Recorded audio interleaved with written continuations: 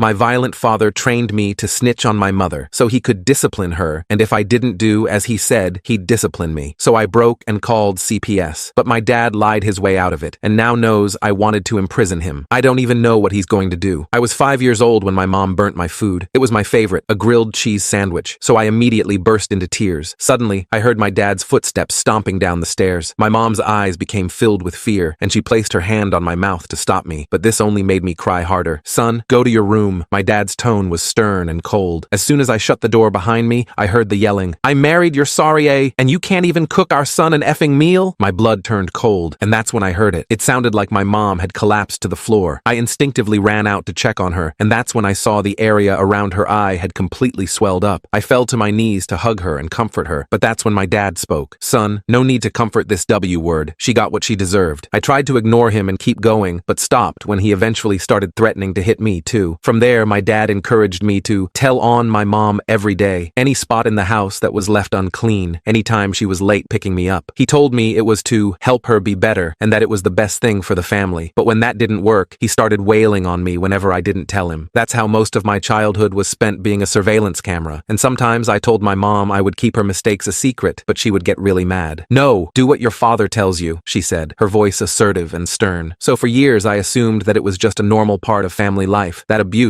was just a part of life. One day I was at my friend's house and his parents were eating with us in the kitchen. He was the first friend I had made where both the parents were still together, so I sort of felt like we understood each other, until I bit into the hamburger that his mom had cooked, because I noticed the bun had been pretty badly over-toasted. This is burnt, I exclaimed out of instinct. I expected his dad to stand up and throw his mom across the room, or at least slap her across the face. Instead, he just laughed. She's always doing that. My friend nodded, and the mom smiled while jokingly burying her face in her hands. Meanwhile, I was super tense, waiting for the ball to drop, except it never came, and when I left, both his parents kissed me goodbye. As I walked home, my head was spinning, and when I entered the door, it was like I had stepped into another world, one far, far away from the home I had just been in, because my mom was curled up on the marble floor, with red on her forehead, crying her eyes out. I could hear my dad snoring upstairs, so I went over to her. She tried to push me away, but I told her to shut up while I treated her wounds. I'm sorry for not being there for you, Mom. I love you. In response, she didn't say anything, just gripped onto my arms super tight and nodded her head through the tears. The next day, I was done. I woke up ready to betray my parents in the worst way possible. As soon as school ended, I didn't go home. I went to the police station. I wasn't sure about the procedures and stuff, so I just blurted out everything in one go. The violence, the manipulation, the emotional abuse. The woman looked really concerned and told me she would get a social worker to do an emergency home visit. After an hour of waiting, the social worker showed up to the police station and told me she would come to my house that evening. She told me that it is extremely likely that my parents would figure out it was me. That made my heart skip a beat. But this was followed by a promise that right after the home visit, she would help with an emergency rehousing for me and my mom. I was so grateful that I couldn't help but give her a hug, and I went home with a smile on my face. And, as promised, at 9 p.m. there was a knock on the door. My mom opened it, expecting it to be a family member. Immediately, the social worker was faced with a woman covered in bruises and a black eye. I watched this all from the corner of the room. When she figured out what was going on, my mom's face went ghost white, and she immediately called my dad. I don't know what else was said, but in just minutes the social worker apologized for bothering us and left. I knew my dad had tricked her. I tried to run up to my room, but it was too late. My dad heard my footsteps and grabbed me. If you think what I did to your mother was bad, you should see how my dad taught me to treat snitches. I won't go into details about what happened next. I just remember waking up on my bedroom floor the next morning, everything hurting. My mom had cleaned me up while I was passed out. She sat on the edge of my bed with this empty look in her eyes. She whispered that she was sorry, but I needed to understand that we couldn't ever tell anyone again. My dad had convinced the social worker that my mom's injuries were from a car accident, and that I was a troubled kid who made up stories for attention. School was hell that day. I could barely sit at my desk without wincing. My teacher, Mrs. Kayla, noticed and asked if I was okay. I just nodded and said I fell off my bike. The lie came so easily. I'd been telling them for years. After school, I didn't go to Jacob's house anymore, even though he invited me. I was too scared my dad would find out. That night at dinner, my dad acted like nothing happened. He talked about his day at work, asked about my homework, completely normal. But then he looked at me with this smile that made my stomach turn. Son, I think we need a new system around here. Your mother clearly needs more help than I thought. He explained that from now on, I needed to report to him every single thing my mom did wrong. If I missed anything, we'd both be punished. The next few weeks were a nightmare. I became his little spy camera, watching my mom's every move. If she took too long at the grocery store, I had to tell him. If dinner wasn't ready exactly at 6, I had to tell him. If she spent too much time on the phone with her sister, I had to tell him. And the worst part? My mom started watching me too. She'd remind me to tell my dad things, terrified that if I didn't, we'd both get hurt. One day at school, I just broke down in the bathroom. I couldn't stop crying. This kid named Hugo found me there. He was new, transferred in a month ago. He didn't ask questions, just sat with me until I calmed down. After that, we started hanging out at lunch. He talked about video games and movies, normal kid stuff that made me forget about home for a little while. Hugo noticed the bruises on my arms one day when my sleeve rode up. I quickly pulled it down, but he'd already seen. He didn't say anything right away, but the next day, he brought me an extra sandwich his mom had packed. The day after that, he gave me a cool rock he'd found. Small things, but they meant everything to me. About a month after meeting Hugo, I finally told him a little bit about what was happening at home. Not everything, just that my dad got angry sometimes. Hugo didn't freak out like I expected. He just listened, then told me his cousin had been in a similar situation and got help. That was the first time I felt like maybe there was a way out. I started spending more time with Hugo at school, finding excuses to stay late for study groups that didn't exist. My dad was suspicious at first, but when my grades improved, he eased up a little. Those brief moments of freedom kept me going. Hugo became my lifeline, the only person who knew even a fraction of what was happening. But I knew I was walking a dangerous line. My dad had eyes everywhere. He'd randomly show up at school to surprise me, checking who I was talking to. He'd question me about every minute of my day, and at home, the surveillance continued. My mom and I were trapped in this sick game,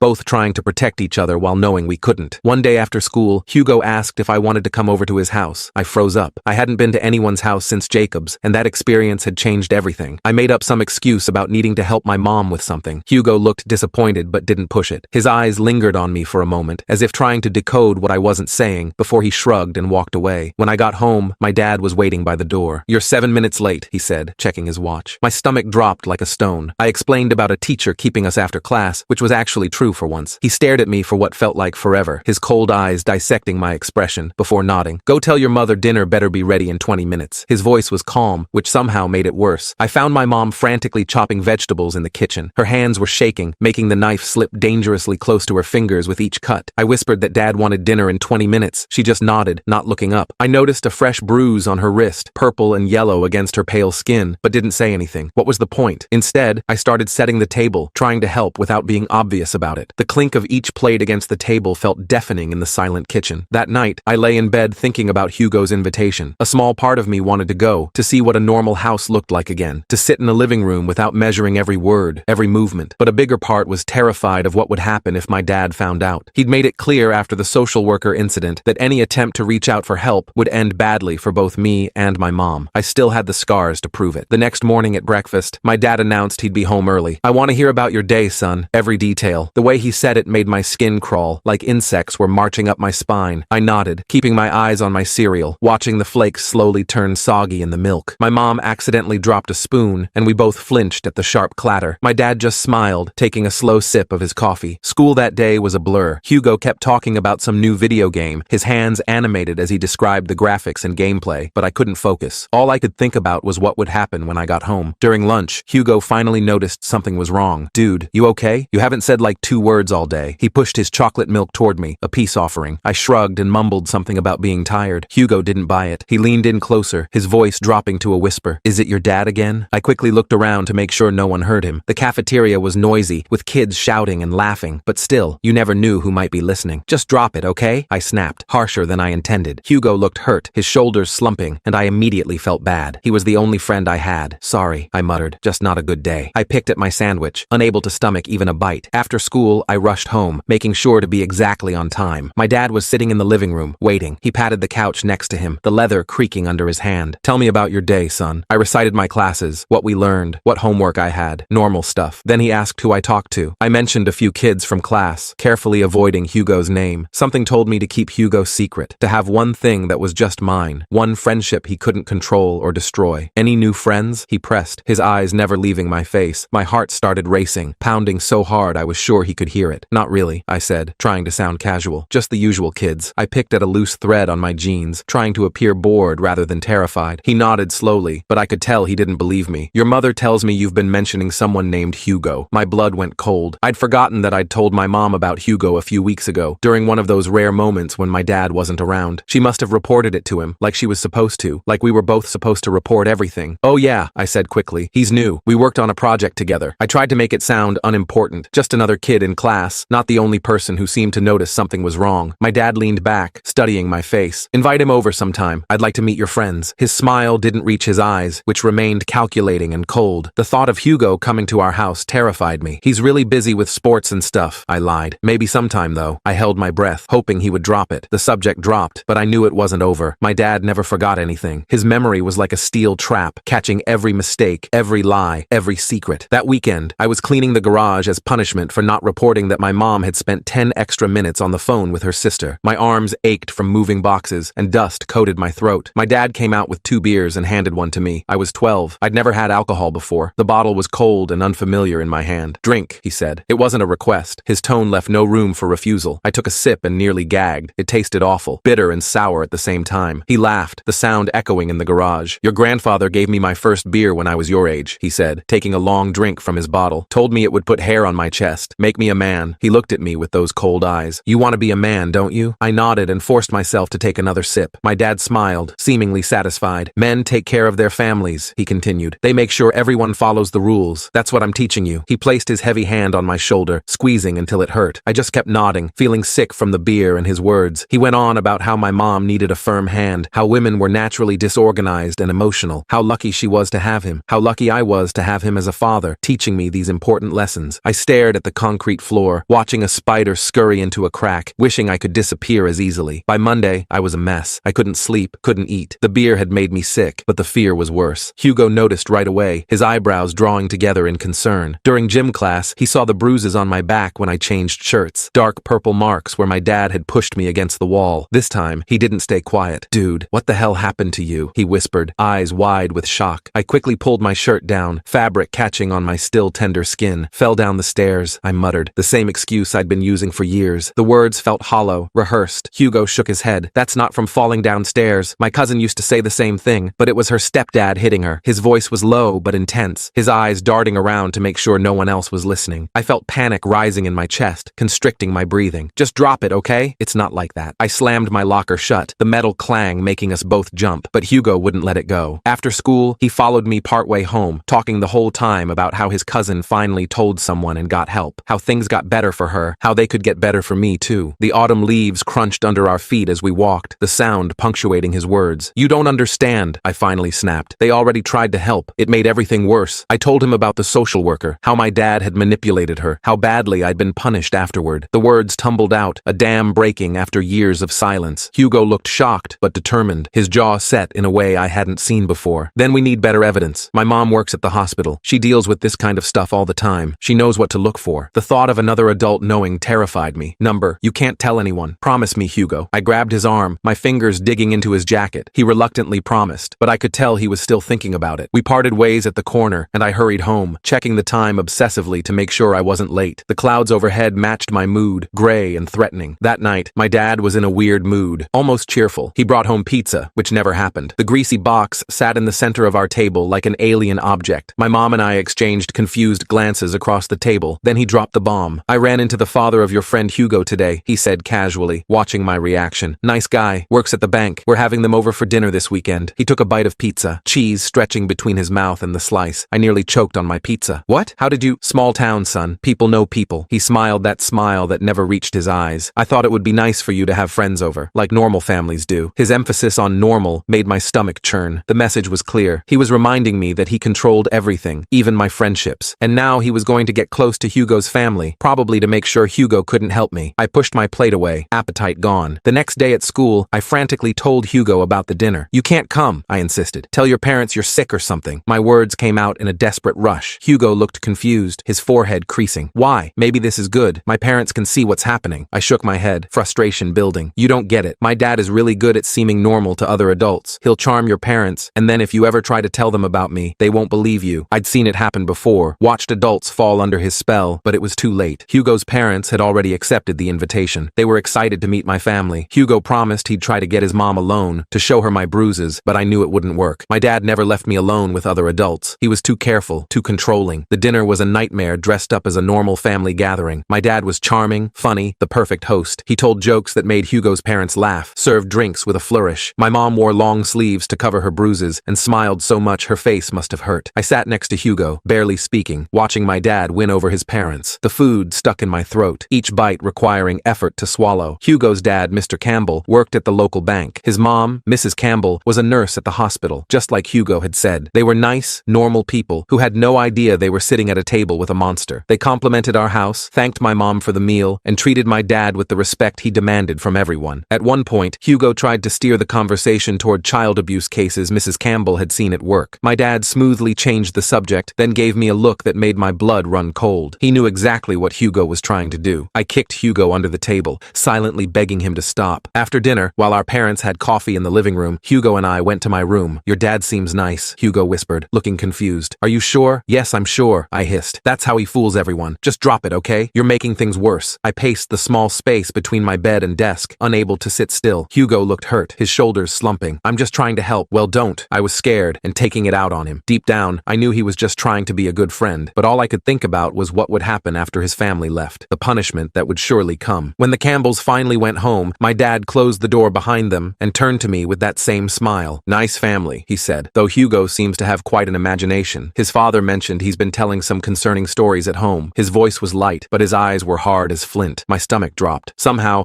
my dad had already poisoned the well. He'd made Hugo seem unreliable to his own parents. I should have known he would be 3 steps ahead. "Go to your room," he told me. "Your mother and I need to talk." His tone left no room for argument. I went upstairs but sat at the top of the stairs listening. I heard my dad telling my mom that Hugo was a bad influence, that I wasn't to see him anymore, that if she allowed it, there would be consequences. My mom just agreed with everything he said, her voice small and defeated. I heard the clink of ice in his glass, the creak of his favorite chair as he settled in for the evening. The next day at school, Hugo was waiting for me by my locker. "My parents think you're making stuff up," he said, looking frustrated. "My dad said your dad told him you've had problems with lying before. Is that true?" His eyes searched mine, looking for answers. I felt sick, betrayal burning in my throat.